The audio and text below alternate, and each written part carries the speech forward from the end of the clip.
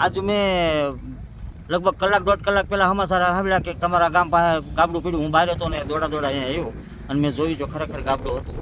અત્યારે સરકાર કરોડો રૂપિયાની ગ્રાન્ટ આપે છે, પણ આ એજન્સીને હિસાબે કદાચ એજન્સીના ભ્રષ્ટાચાર કે જે હોય, પણ ખરેખર ગાબડું પડ્યું છે અને આ એજન્સી આવું કામ ન કરે એવું દેખરેખ રાખો છો. આમાં શું માંગ કરશો આખરે?